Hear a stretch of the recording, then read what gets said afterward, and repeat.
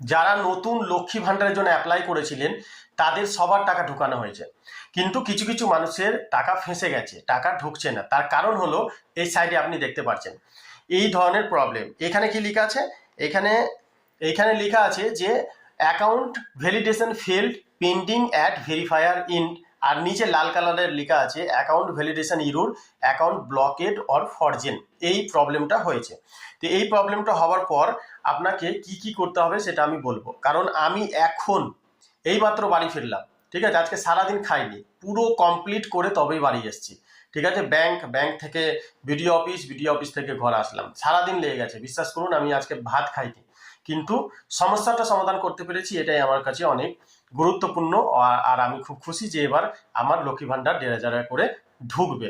ঠিক আছে, তো আপনি যদি চুপচাপ ঘরে বসে থাকেন আপনার টাকা ঢুকবে না। কি কি করতে হবে শুনে নিন, সেম এরকম করবেন, আপনার টাকা 99% আমি দিচ্ছি যে আপনার টাকা ঢুকে যাবে। রাইট, এবার দেখুন আমি আগে দেখিয়ে দিচ্ছি এই জিনিসটা যে আমি সলভ করার পর কি কি সলভ হয়েছে। প্রায় 2 থেকে 3 ঘন্টার মধ্যে অনেক কিছু সলভ হয়ে গেছে। এই দেখুন স্ক্রিনশট লাগিয়ে দিলাম আমি। এইখানে লেখা আছে দেখুন, প্রথম যে ওপরে লেখা ছিল প্রবলেমটা, সেটা প্রবলেম সলভ করে দেওয়া হয়েছে, সঙ্গে সঙ্গে ভিডিও অফিসে টাইপ করে প্রবলেমটা সলভ করে দিয়েছে। এখানে লেখা আছে বেনিফিশিয়ারি স্ট্যাটাস অ্যাক্টিভ হয়ে গেছে। ঠিক আছে, এটা প্রবলেমটা বিডিও অফিস থেকেই ঠিক করে দেওয়া হয়েছে।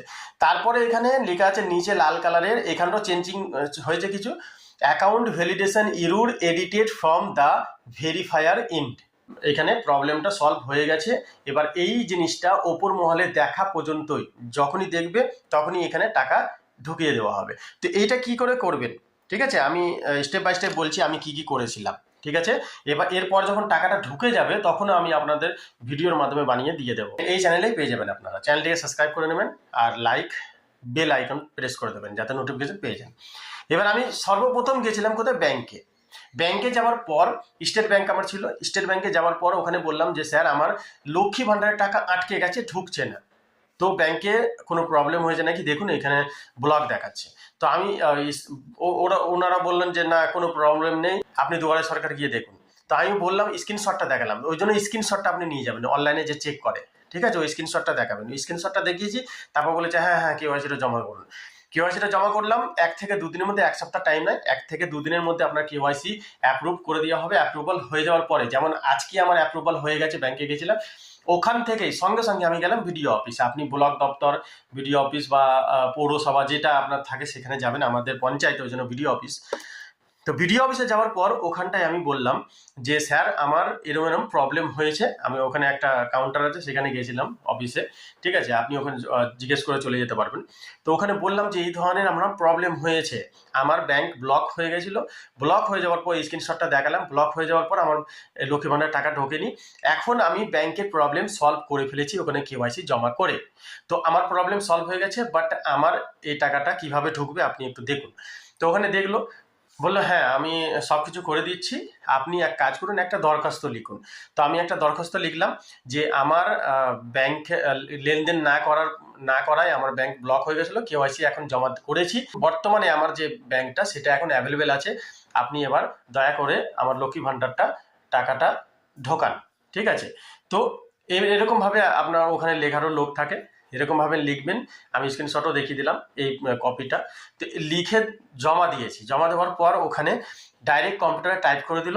ডাইরেক্ট কম্পিউটারে টাইপ করার পর প্রথম যে প্রবলেমটা সেটা তো সলভ হয়ে গেল, দ্বিতীয় যে লাল অক্ষরে আমি যেটা দেখালাম সেটাও সলভ হয়ে গেছে।